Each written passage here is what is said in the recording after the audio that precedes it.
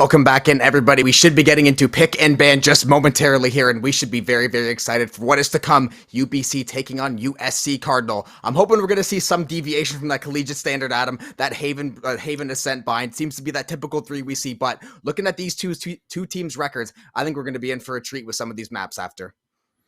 Yeah, and especially because when we talked to UBC, they were very open about saying, our favorite map is Haven and our least favorite map is Bind.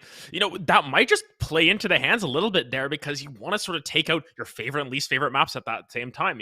On one side, USC Cardinal, they're going to have to basically be aware of what record I believe it's UBC have on Haven. Yeah. I believe they're 4-1 thus far. The only loss that they took was to Alberta in that sense where, if that's their kryptonite, that's going to be their kryptonite no matter what. But on the flip side, if you don't want to deal with Bind, it's one of those maps where I feel like even though it's been in the game for so long, so many teams are so confident on it that if you don't like it, you are going to take that off the table. And oh my goodness, this is spicy.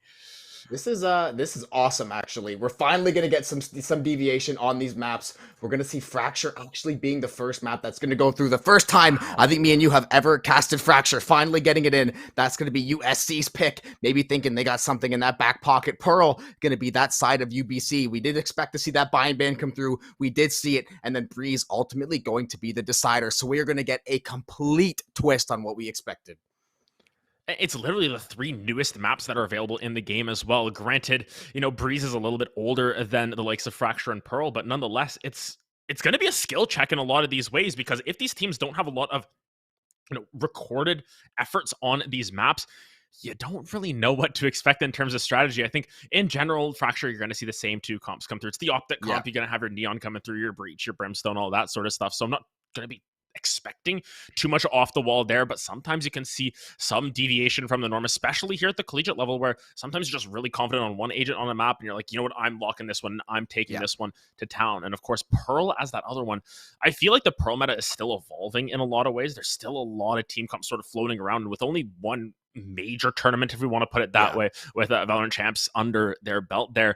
I'm just really curious to see how these teams play out on that map because it is so fresh in everyone's minds. And realistically, the first 2 maps we got are basically the competitive, fun ones, and the solo queue, dodge ones, right? So it's always going to be fun. Yeah, especially Fracture. As you said, we're going to see probably that optic comp coming through. If we do get to Breeze, maybe we're going to see something like that Reyna get pulled up by either one of these sides. You're going to see a little more deviation, or like you said, especially with Pearl, actually, you're going to see a lot more flexibility. Pearl did get those pretty small reworks a little bit while back to kind of open up the site, similar to what they did to Icebox a while back, and how I'm guessing they're kind of going to play split when it ends up coming back into the fold later on. So it's going to be very, very interesting what exactly people are thinking. What do they think? And exactly what you said, especially at the collegiate level, you're not necessarily going to be good at every single agent in the game. So you might have these comfort picks that you might think, okay, this could play into this a little bit better. What kind of counterplay are we going to be looking at here? Or are we going to try to play some standard meta stuff and see, hopefully it's going to work out for us?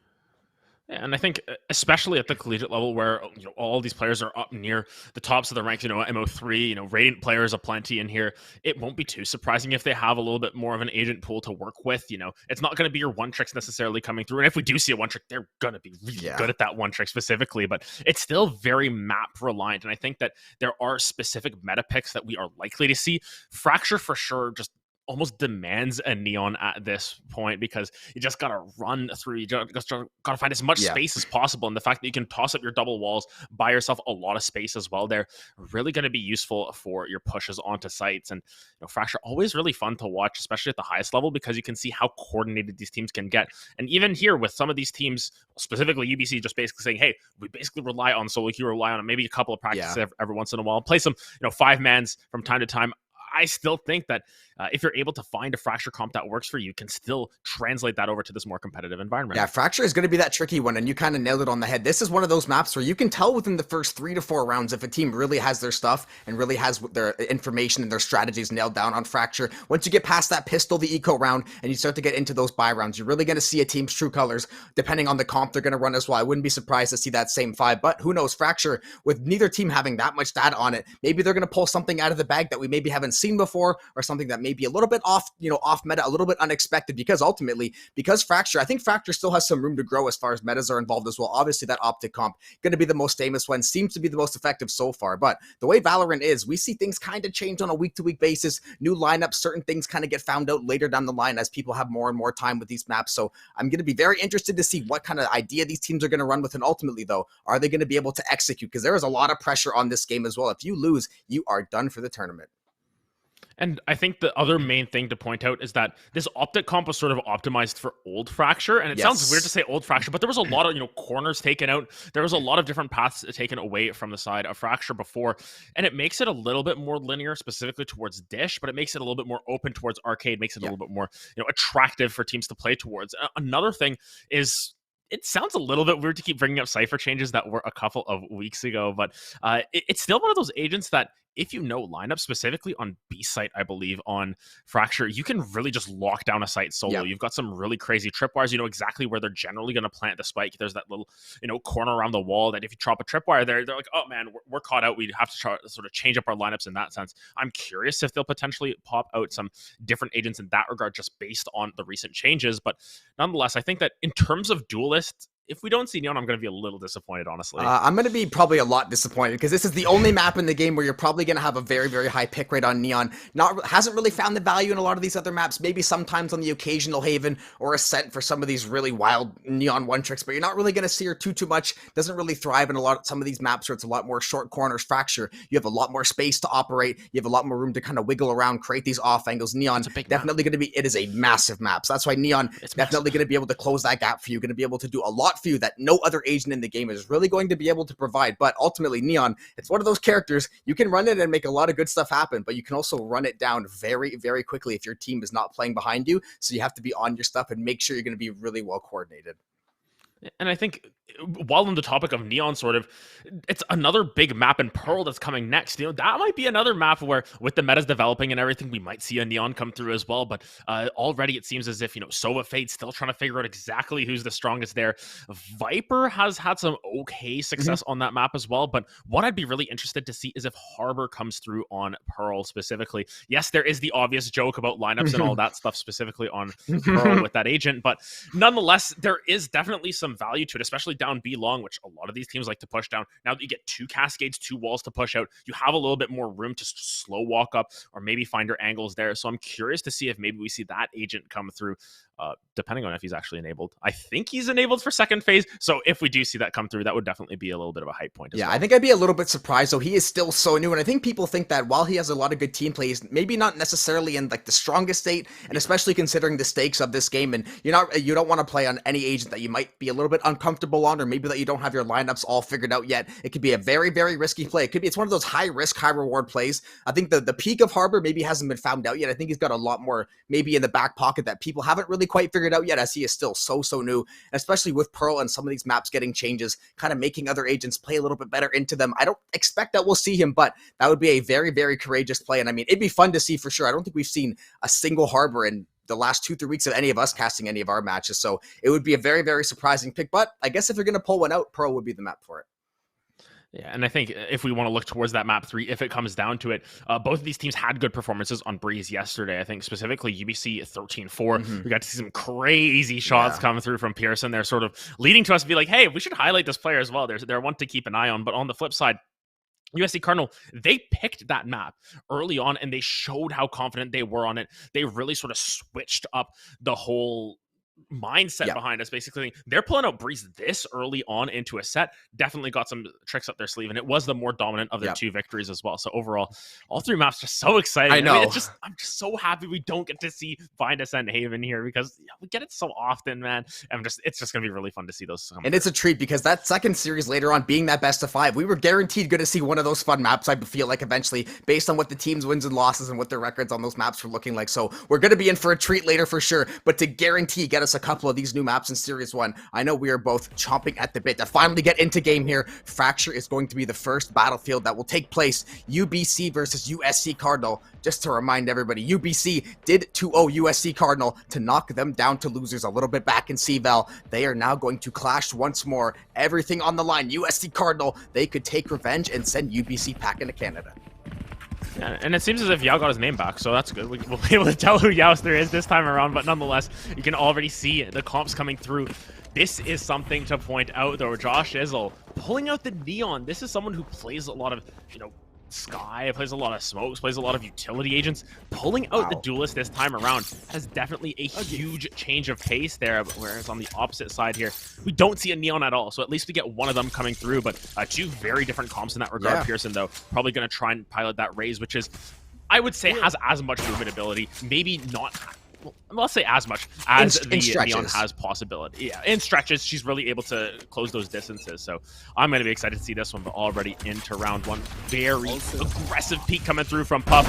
One shot, one kill, going to be able to find that first blood of them. Yeah, a couple trades back with those ghosts. Pearson and Yao going to be good for one each. Yao now is finally going to have a name filled in. Not going to be that unnamed assassin. Yams picking up a double kill right off with that classic. Doing work early on the bottom side of the tunnel here. Into an early 2v2. Yao going to pick up one more. Taking out Hammer there. Both these teams evenly matched so far halfway through pistol. Yams going to get the pop flash going. Puff Daddy on that other side. Stuck in the trademark though. Beautiful swing. Why not 2 for Puff Daddy? That's 3K on the round and that's number 1 on the board. Yeah, USC just coming out firing there, sort of picking up where they left off. Puff Daddy this time around not playing that duelist, playing the chamber instead. And that's going to be handed off the duelist role to Josh Izzle there. Well, they weren't able to get too much aggression going for themselves at the very least.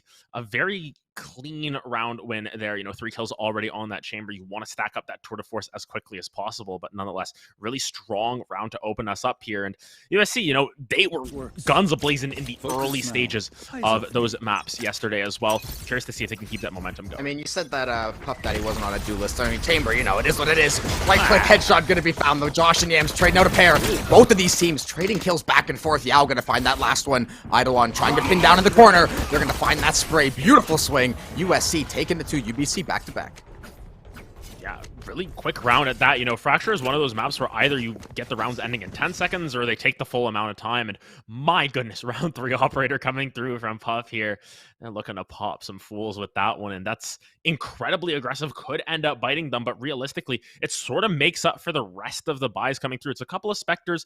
Nothing decided quite yet from Josh. Might be going for something a little bit cheekier. Might just, yeah, there we go. It's the Spectre going to come through, but that operator can definitely make up for some of those differences. They're actually going to trade the gun over, and we'll see what this Neon's able to find for herself. Just so aggressive every single round, dashing forward. They're able to find a spray down as well. Josh getting assist from the whole team there as well. Everyone throwing down that YouTube. Everyone getting a little bit of help there. Yeah, exactly. Puff Daddy on this operator, getting spotted though by those prowlers. Eidolon though picking up a pair. Noob finally gonna shut him down. That spike bin drop. Puff Daddy on the angle. Swing, operator, shot found, connected. Now onto a 4v1. And one thing you noted perfectly too, we are less than 30 seconds into this round as well. And there was one player left. Shots come through. Yams trying his best to find this last kill. That operator gonna be a little bit too much though. Look at USC getting off to this blazing start once again. It's so fast. I feel like half the time we're not even done round 1 at this point in the game, and yet we're down probably up to 3 rounds. Round 4 coming through, and Puff Daddy already just raking in the cash here. Has the operator, has the full shields, almost up to that tour de force as well. Basically guaranteed that next round, even if they are to lose that operator. But nonetheless, USC Cardinal showing they are very confident on this map, even though it's something we haven't seen a whole lot of from them. They're willing to just go as hard as possible on this map. They want to push forward their advantages, and Fracture's normally seen as an attacker-sided map a lot of times since there's so many options, but man, this defense holding strong thus far. I was going to say, usually you would consider an attacking-sided map, but when you're using Neon basically as that attacking defender, basically getting up and honestly starting that attack, they're initiating the offense there on that defensive side. You can catch somebody off guard. That Neon is so quick, and while that Raze, like we said, you do get some mobility. That Neon, there's nothing else like it. Share shot's not going to be found. Eidolon going to find that first one, going to give USC this early advantage. They have a far greater weapon advantage, so this is a round they will be looking to keep that operator online as long as possible. UBC just looking to take some guns away. Yeah, I'm looking at this timing coming through from the Brimstone. Just so scary walking off the opposite side. Never mind. Puff there to back it up. The chamber able to find 2 with that operator, and already this defense is just starting to make it crumble. Hammer will find that kill back over to Puff, but yeah, just gonna find 2 more on the opposite side. Netgear making sure that his buttons work, going up the rope, and they're good to go. Gotta test the E key out, make sure everything's all squared away. He hasn't really had to use too much utility this game, just been finding those headshots. And look at this economy already for USC. Oh my goodness. They actually didn't recover the operator though. they weren't able to find Puff Daddy's operator. I'm maybe a little bit surprised that they weren't able to kind of recover that one. So that's going to be a big old minus 4,700. But with the economy in the state that it is, they're going to have all those rifles. Puff Daddy is getting that tour de force back online. Look at Yao though as well, 6-0 and 8-1 for these top two players. They are putting in work, and I don't know actually now picking up that operator, that glass cannon on Chamber. Yeah, just trying to change up the pace here. He's able to find the kill in the Chamber Ditto once again. Josh going to be forced back here. A little bit of a different strategy, but it's a quick pick and a rotate over. Granted, I think Yao's going to actually hear this one out here. Multiple members going towards A main here, and now Josh calling for help, saying, hey, man, we got a whole bunch of homies pulling up through A main here. Edelon, though, going to find that kill onto Yams, and now it's a 44 on the map. And this is a little bit of a slower pace. This is more the methodical way that we were expecting to see Fracture play. Yeah, we say methodical. There has been 2 kills in under 40 seconds. So this is as methodical as Fracture usually gets, though. Pearson trying to get this site cleared out. He's got Josh on that backline with that Neon waiting in tow. Does find that kill, but Pearson's going to be good for the answer. Now into this 3v3. That null command is going to come online for USC. They're going to send that pop flash. Not going to catch Pearson, though. Operator lined up. Almost a collateral. Gonna find the kill onto Nepgear. Yeah, we're gonna fall into that null state. Eidolon is gonna find that kill. Try to keep this round alive. Try to go to stabilize this KO. Gonna fake that one. Finds a spray. Does end up finding that kill onto I don't know. But Noob is gonna shut that one down. He will recover that operator. UBC with a desperately needed round. Yeah, and that was really close. I mean, 33 health. If you get one more shot out from Edelon there, it's going to be massive for yourself. And I think just trying to bait out that KO res, doing a really good job of forcing them to double peek there. Granted, if you're maybe able to get that KO res or maybe stick it in that situation, pros don't fake, maybe you're able to recover that round for yourself. But even still, operator coming back the opposite side here, still very strong performances coming through from USC Cardinal, and their economies are still in great shape. Whereas opposite side, I don't know, will have that tour de force as sort of the backup operator if this one is to fall, but nonetheless, just gotta try and find the aggressive place. Oh my goodness. Stunned headshot does not matter. Josh doesn't run into their death. What I said about Neon, you can either make a really good play or you can instantly run it down on this map, and that was a beautiful shot. Oh, I don't know, is unleashed with this operator. He's already got 3 or 4 kills these last couple rounds. He is now starting to turn the tides of war in their favor. UBC with a massive advantage now. A site is theirs for the taking. They're gonna find this plant, and now USC is gonna be the ones playing on this back foot, trying to figure out what to do. Oh, yeah, Nepgear gonna dodge away from those ones, gets a couple of shots in the foot there. Edelon gonna be able to clear that one out once again. Even though they are down, they are not out at this point for the side. USC, oh my goodness! The headshot immediately onto the showstopper, stops it immediately. Nepgear, though, down to very low health bar, is not going to be in a great situation, but Yao might have found the way around. I don't know, is looking them dead in the eyes, though. It's another operator kill, and I don't know, saying, anything you can do, Puff, I can do better. Finding a 3K with that operator, and my goodness, they are back in the driver's seat. UBC, they said, you get the first 4, we'll get it from here. Yeah, the feeling out process, you know, they had to get back on the track there. Puff Daddy now going to be picking up that operator, going back to that glass cannon, going to have that light armor. Now, I cannot wait to see this chamber v chamber duel. Now, Josh, I wonder he's going to take a little more of a measured approach to the start of these rounds now. He got a lot of success those first 3 or 4 rounds, kind of running it, getting in their faces, setting up those double stuns and finding those picks. Now, they look like they maybe have a read on that situation, and I don't know, is getting white hot with that operator. Going to be aggressive. Josh, see exactly. Little jump peek, but not going to commit fully this time.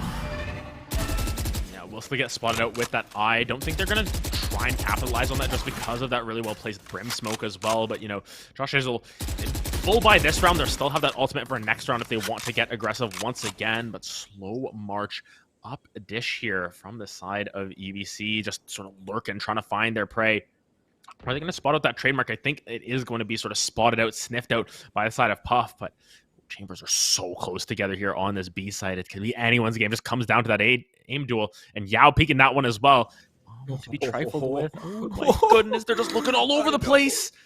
They're going to miss each other out. Oh, I don't know. Will he find the timing? Look at Yao. They're shoulder to shoulder. They goodness. Still don't know. He lacks critical information. I don't know. And Yao, shoulder to shoulder. Yao's going to win the engagement. The trade will come through. That operator should be able to get recovered. That Nightball is going to go through for UBC. They're going to launch those smokes. They're going to set up this execute. Orbital strike comes through as well. Pearson finds that first frag on the Puff Daddy. UBC, that's the timing they were looking for. An orbital strike back the other way, though, trying to stall this push. He will end up finding the kill on the Noob. And Josh on this backline with the Neon. Going to at least buy them some time. They're going to keep that plant from happening, at least for the moment. Pearson going to recover, find this spike plant, and now it is 3v2 for USC to retake. One enemy remaining. 3v1 is Nepgear going to be able to find that headshot. Now Hammer just trying to hold any possible line, so they do have that molly available, but just misses out actually on that one into tower, but Josh Shizzle coming up through tower as well. The opposite way, gonna run right through the Brim Molly as well. Gonna find that defuse for themselves as well. And a 5th round picked up by USC Cardinal. This is their map pick. You'd expect them to be confident on it, and thus far, they're showing exactly They that. should have recovered that operator as well. I believe that Josh went to go grab it. I think one of the members did have to check here in a couple seconds, but try to save that economy. Yeah, Josh went back, got that operator. Take that thing out of I don't know's hands, saying no Moss. He is going to have that tour de force this time, though, so not going to be any love lost for him. The side of USC getting back, breaking that little 2-run streak of UBC. Beautiful job to counter with that orbital strike though as well. Eidolon, such good timing to try to delay out that plant. They wait out that nightfall, get a couple ultimates burned from that UBC side, and they're looking pretty now. 5-2 advantage so far. And it's really interesting to see how this USC side has sort of evolved as well. We talked about Josh Shizzle yesterday, had some great performances, but Yao was stepping up. Now we talk about Yao, and it's Pop stepping up, it's Eidolon stepping up. This team is starting to become multifaceted force there. My goodness, fast frags on every single side. Yao able to find a couple for himself, and now 5v2 situation. Not going to be the best of times for the side of UBC, and now just getting smoked out in spawn. This is a real rough situation, but with that tour de force, you can potentially turn this one around. Yeah, this is at very least going to be try to take a couple guns off USC. That tour de force not going to be the best weapon for retaking. You can't really hold more than one angle. You can't really swing wildly with it. Noob. Prowler's going to go. Beautiful timing with that utility. Noob going to pick up that kill onto Yao. Now 4v2, much more manageable situation. If this tour de force can find one more frag, they do have a little bit of time to play with as well. Granted, Fracture going to be a little bit longer to rotate, especially if you're going to go back long ways. You might take that walk over to B. Maybe they try to fake out and cross ropes. Puff Daddy, though, with this operator, he looks like he has made the correct read. Right between the legs, actually does land the shot, but going to be chipped down, is going to get that information he requires. Oh, he's going to spot both with the operator. Going to take out the Prowler. Two tap for Puff Daddy. That's going to be 6 for UFC. Plays that beautifully. No teammates, no problem. Yeah, and I thought that he got the headshot initially on the chamber, but it was onto the key member there. Ainub still had full health, and the headhunter finds the head in that situation. The body shot to come through next didn't really matter because he already had the leg with that operator. Nonetheless, 6 rounds already in the inventory on defense for the side of USC Cardinal. At the very least, they've definitely turned the tables in their favor, considering how attacker-sided this map is. But if they can continue to pick up rounds for themselves, they're going to have a pretty quick second half, potentially, if they're just able to get 2-3 rounds going for themselves. And I think a big factor is both of these teams very streaky. If you can get on a hot streak at the right time, you're going to be in good shape. And thus far, USC Cardinal have been the ones to get that hot streak early and often. Oh, yeah, continuing the hot streak. Rolling Thunder is going to come through there. Not going to find that last frag. Yams on the Battle Stinger. Great play off that ultimate to find that kill. Did make it into a 3v3 at least. Yams going to go backside roper. That Brim Smoke, though, going to delay his push for the time being. They did find that plant over on A. Now it's going to be USC to walk back over across dish here. Try to find some way to plan this attack, though. Puff Daddy on this backside, always so dangerous. The ultimate is going to go through. Going to see 2 ultimates chained up there. Neon and Breach all going to come through. Yams and Puff Daddy going to trade that flank coming through at the right time. Puff Daddy still trying to get this flank. Neon going to be taken out. Puff Daddy now, Phantom in hand, 1v1. Trying to swing here, find the timing. Yams getting that pop flash ready, getting that setup ready. He is going to flash out there. Puff Daddy going to be on this spike, is going to start this defuse. That fault line going to be perfectly placed, though. Not going to find the kill, and Yams wins out that Thrifty and plays his utility to perfection. Yeah, nice Thrifty pickup for themselves. They're able to recover that op at the last second as well, able to hand that back over to I don't know, and just a really well-played, patient hold onto the site there. I was a little bit curious as to why none of them were holding drop there, but just sort of letting them use their util there, maybe expecting someone to be looking that way. They were all looking towards different angles there. They were all able to pick up their 1s, their 2s there. At the end of the day, Yams able to hold it down like Thanksgiving dinner. 3K coming through for the breach. Nice and early. Get an early Yams spin out of the way there. Yeah, gotta do it, of course. Thanksgiving a couple weeks ago, gotta get into it. Well, there's 2 Thanksgivings, okay? UBC's Thanksgiving was 2 months ago. Noob getting ready. We gotta know, whose Thanksgivings they are. This is the country gap right here, right? We get to make these jokes. Gonna get pop flashed through this wall. Looks like it's gonna be an early start, trying to take that ultimate orb at least. They're gonna back off for the time being. Both these teams a much more patient start. We would have already seen 2 kills at this point. A lot of these rounds already. Gonna be a very, very split team. A couple members over on A. That one member back top of the map there, hanging all by himself. I don't know. On this operator has been so devastating, just trying to find that unsuspecting USC member to walk across his screen. And I like this play coming through from the breach from Yam, just sort of lurking in their own spawn, waiting for the expected aggression to come through from Yao. Josh Izzle seems to be coming down. Yam's going to lose that aim duel. Josh able to find it for themselves, yet there's always another member to keep in mind. An interesting path, though, coming through with that spike. It's Pearson holding it, going down beneath B site here. Doesn't really have any support for that, so they're going to have to try and rethink their approach, but still doesn't really make any noise leaving at the very least. And now with 30 seconds left, they've got to try and find some sort of execute quickly here, because Pearson's going to take a while to get there. Noob thought he cleared that top part, but he did not. There's still an enemy there. Nepgear did not get cleared. They're going to pick up a couple, though. I don't know on that op. And Hemmer working in tandem there. Grenade going to come out. Not going to find, I don't know. Still on this operator. He's going to eat that with the spike. Exactly. They're going to walk over to B. It's going to be a little sneaky plant by Pearson. A little bit of a distraction there with the rest of his teammates. They're going to find this plant at B, and they're going to buy themselves 15, 20 seconds before the enemy team can even get here. Yeah, and it's just a setup that's not going to come through. They have no idea where Pearson is. They had no idea Pearson was there to begin with. And now Puff, with this ultimate, has to try and peek these corners really quickly. Pearson going to be able to find that spray down, has the showstopper. They're going to find another one for themselves. And now Pearson, the star of the show, playing the distraction game. Yao's going to have to make something magical happen. Difficult nonetheless, though. Not a whole lot of time. Got to find these quick peeks, find these quick kills here, but I think time is just a little bit too short here. Yeah, trying to play for exits maybe at this point. I don't know on that operator, though. That is going to be a dangerous man to peek. Wonder if either one of these gentlemen are going to swing it. Looks like that will not be the case. Yao going to back off, keep his Vandal. I don't know, going to keep that operator in tow. UBC, though, putting a couple more together now, and that was a fantastic play.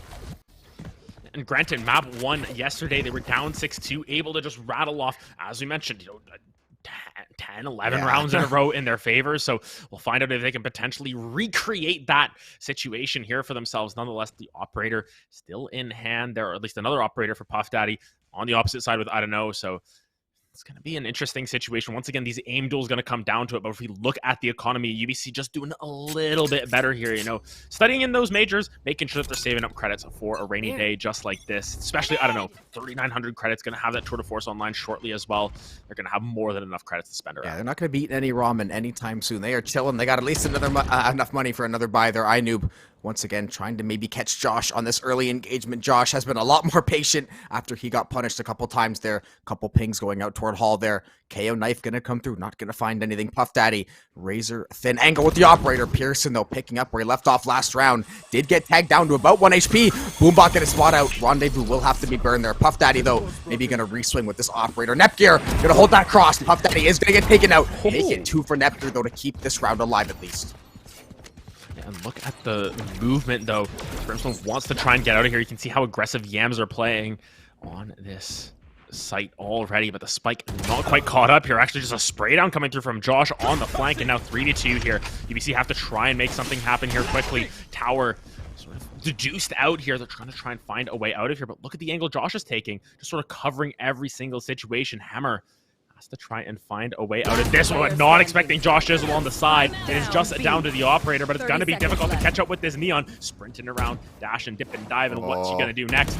Just going to wait for Yao to clean that one up as USC finds out. Yeah, and that'll be an operator back in the hands of USC now, trading this op back and forth. We are going to be on this last round now. That orbital strike going to be online for the side of UBC, but that is it for ultimates. Usually we see a couple more online, but these teams have been using these ready and willing, although I will say Eidolon and Josh 1 point away from both getting their ultimates respectively, so we might see that counter orbital strike, and that might be the play that USC tries to make. They might play for 1 or 2 of these alt orbs because it could give them a massive advantage when it comes down to actually fighting or fighting in the latter half of this round. Puff Daddy has the operator. Look, quick flash to the stinger.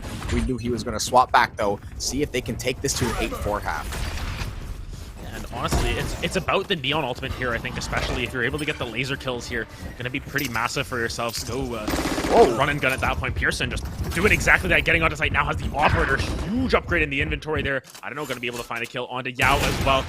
Will miss that shot. Josh just trying to hold the line for the time being, but Spike going to be placed down. UBC on this crazy econ round. Going to be able to find absolutely everyone thus far. And now it's just down to Eidolon in a 1v5. Yeah, he does have that orbital strike. Not going to matter though. UBC running a rough shot over that round. They get a flawless. They make this into a 7-5 half. They are right back in this game, and both of these teams so evenly evenly matched so far. Both of these chamber players top of the scoreboard respectively for their teams. It's just going to be a matter of how will this attacking side fare for the other team now. We saw that, say, a 7-5 half, pretty even. You typically think of this as maybe slightly attacker-sided depending on the strategy, but now it's going to come down to this last half. Yeah, and it really comes down to if USC can sort of execute on the attack. It took UBC a little while to get the gears rolling here. Yes, 3 out of the last 4 rounds go their way. Able to find the frags, able to find the spike blowing up and everything. But nonetheless, it's not the best attacking half that you could have asked for. But if you can sort of recreate this defense that the side of USC has sort of put up for themselves here, that is going to be the difference maker here. Nonetheless, Josh already, they're going to be sprinting in here, dodging away from all the fault line. So quick on the site. Will get shut down by I don't know, though. Yeah, gets a couple tags there. Not going to find enough for the kill, though. Good pop flash. I don't know. Going to go for that swing. Not going to be able to pick up that kill. Second flash. Rendezvous to safety, though. Couple frags. A little bit of damage traded back and forth. Both of these teams going to hit a quick little reset. Puff Daddy, though, on this flank near backside of tree, trying to see if he can catch one of these unsuspecting members. Catch a Rendezvous back to his team, though, and it looks like it'll be an A swing for the side of USC. And I think it's just a lack of information that's available on B site. They just want to continue to hold the line, just sort of play for the picks that they can. There is some decent damage done to the chamber on the opposite side. I don't know. Gonna have to play a little bit more cautiously, but Nepgear, not the healthiest member either. Gonna have to try and use that util to the most of their abilities. I think they're waiting on the fault line before they go for another one of these aggressive plays. Wait for the knife, just make sure they're blowing all their utility onto the site, but there we go. There's the knife. Gonna get shot down, actually. That's big because it was the ghost that hit it, so there's no bullet tracers. Oh, headhunter shot can be found. Oh, Puff Daddy. One tap to Hammer. Trying to open up this site, checking off ropes there to see if there's any more UBC members waiting in tow. Very low HP on 2 of these members, though. Very winnable for UBC. Yao trying to hold the short angle. One tap over onto Yams. That's going to be a massive kill. Help buy them a little bit of time. Pearson has Eidolon pinned down, but he's going to get pinched by Nepgear and Eidolon himself. That's going to be Pistol going back over. Look at those health bars of USC. It seems Yeah, and that's why you get the whole health bar. It doesn't matter if you live on 100 health or 1 health. You just got to stay alive to make sure your guns do the damage. It's going to be another round picked up by the side of USC. If they can continue this aggression, that will be boding well in their favor, especially this round. If you're able to find yourself up, give yourself a little bit of a round cushion here, up 9-5, going to be in great shape as well. The flip side, of course, they're going to be headhunters most likely coming through on I don't know, but the rest of them just going for some classic. I knew going to pull out that frenzy, just toss out a dog, see if they can follow it along. Yeah, trying to follow behind that utility. See if you can chain that into a proper site execution. Another split push to do some information collection. Josh, going to be the one underneath tunnel here. Has one of his teammates there to back him up. Him and Pearson about to be shoulder to shoulder. A couple of these UBC members, though. The timing could be everything here.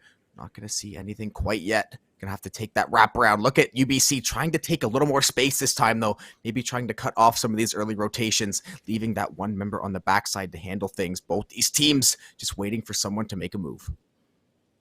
Yeah, it's very patient play. We talked about how there's some rounds that are quick, some rounds that are slower, and Puff Daddy getting that first blood 40 seconds in means it's a little bit slower. I don't know. They're going to be able to reply it with a headhunter of their own, but not a whole lot of health to back it up. Granted, they will be able to upgrade that gun for themselves. Whether they'll be able to hold on to it for long is a different story. They'll get immediately shut down by the speaker from Nepgear. Yeah, Puff Daddy now on this Vandal, trying to see if he can spot out Noob here in this Brim Smoke. He is going to find the shots to the smoke. Is going to take out Noob there. 4v2 advantage now. Yam's not going to be enough. 3 on the round. Hammer going to find that kill onto Puff Daddy. He is sitting on 12 HP, though. In all likelihood, USC should be able to wrap things up. A couple classic shots to ring out into that good night. Yao, though, going to say goodnight to Hammer. That'll be 9 on the board for USC. And this is giving them that cushion that we were talking about. You have 4 rounds here now in tow. Whether you can continue to push forward that aggression is another story. As you can see, there were a couple of guns that were lost on either side, but Puff Daddy, excuse me, sir, instead of picking up the operator in round 3, he'll just have the tour de force for himself. Why not? Easy. Yeah, might as well, it's just absolute fragging. Yeah, exactly. 18 and 9, you have the right to do whatever you want, especially, going to get him back on that operator as soon as the money's right, but that tour de force could be the great equalizer. Already getting it 2 rounds into the half as well, which can help snowball the economy so much. Saves you some money buying that weapon, gives you utility. Josh, though, going to send a full sprint here, trying to clear out this top side tower here. Pearson, though, waiting. Battle Stinger in tow. Going to get hit with the aftershock, getting tagged up. Pearson going to find that swing with the Vandal. Going to be a great start for UBC. Make it a double for Pearson. Yeah, Pearson just getting everyone here in tower. They're just walking in like lambs to the slaughter. Yao gonna be able to find a couple for themselves on the opposite side, but Yams there's that one out. And unfortunately, that tour de force is absolutely wasted. No force behind that one. It's a 4K for Pearson once again, flying high, just like the airport. Yeah, exactly. A tour de four for Pearson there, if you will. Going to find that 4K, setting up UBC for a great comeback story, at least in the second half of this game. They had that slow start. We kind of saw that last time as well. They had a little bit of a slow start in their previous series, and they kind of slowly inched their way back, got the feel for the game, kind of got back to what they do best. And so far, they are holding on to this 9-6 lead is USC, trying to figure out how to answer this UBC side now. Yeah, this round's a little bit more difficult for them just because you don't have the best of buys. I mean, a couple of light shields coming down. Josh Izzle actually opting for the Guardian, not the most neon-esque weapon there, you know. She likes to go fast, and Guardian's more like bam, bam, bam, take your shots one at a time.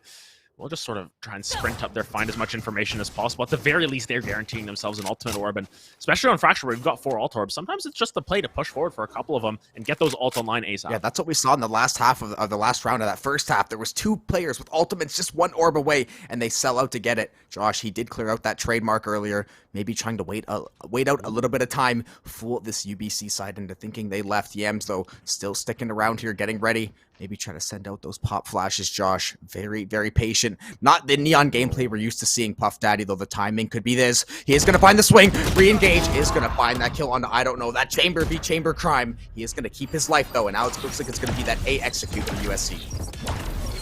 And it takes a little bit of a wide road around there, just making sure that they get as much space as possible, sort of catching off, I don't know, off guard there, but nonetheless, now starting to push towards this B site, and I like how patient Josh has been sitting here, just trying to pick up any noise cues, find out who's around. But now, with time ticking down, Yao going to be able to find a frag for themselves. Is Molly going to be very effective as well, just zoning everyone out. Nepgear going to be able to find another one for themselves, but Showstopper comes down. Nepgear falls once again. Pearson on the side here. This is a scary raise you got to deal with on this flank. It's going to be picking up a third one for themselves. Goodness, members of Plenty just fall into the wayside, but Josh on a great flank finds that headshot. Yeah, Nepgear, if only that null command came in a second sooner, that Showstopper might not have done work. Eidolon finds the res onto Yao, make it a team ace. All 5 members getting involved there. They're going to shut that one down. Showstopper going to end up going to the wayside. That's going to be double digits on the board for USC so far.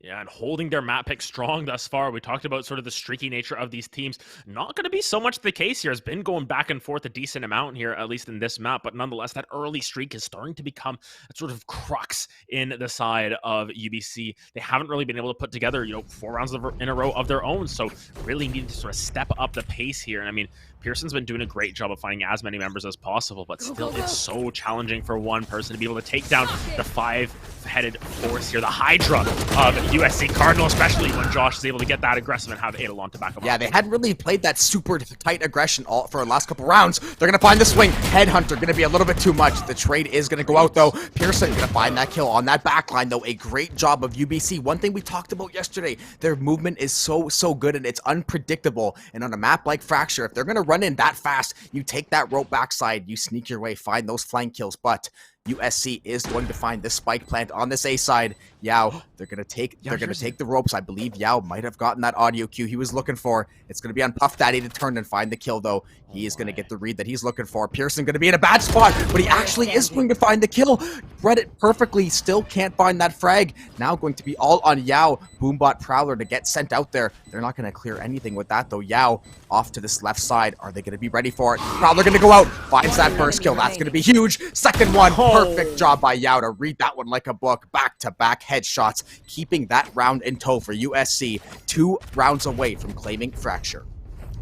You know that Yao has that ice in their veins when it comes down to it. 19-7 on this map. Not only top fragging in this game, but also just staying alive, keeping that money plenty here.